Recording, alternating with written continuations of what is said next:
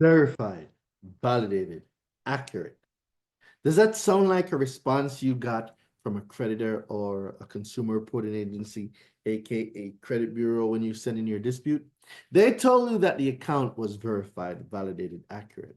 Now, what would be your next step? What do you do when a creditor or a CRA replies to you with verified, validated, accurate? See, there's a secret that not many people know on the internet.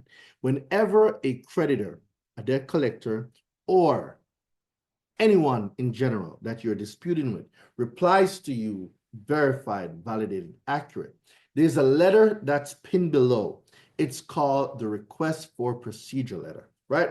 So the I-6B3 letter is one of my most powerful round two letters. Why? Because when a creditor responds to you verified, validated, accurate, and I send them my I-6B3 letter, that I-6B3 letter, it is crazy.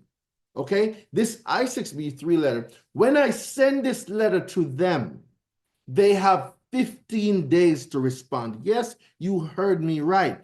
15 days to respond. And if they can't respond in 15 days, they have to delete the negative item, or this now gives me the right to send them to court. So if you've ever gotten a validated, verified, or accurate response, you need to get the letter below, the I-6B3 letter, request a procedure, right?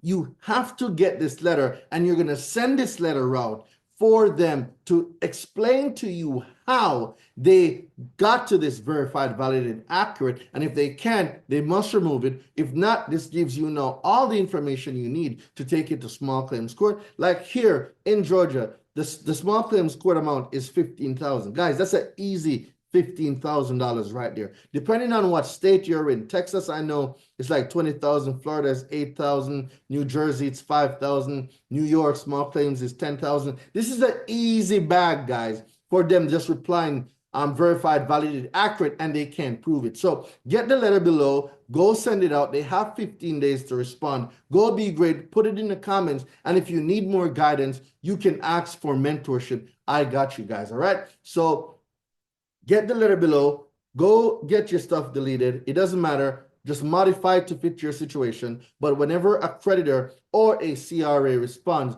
verified, validated, accurate, this is the letter that you need to be sending out. It's called the I-6B3 letter. Go be great. See you guys on the next video.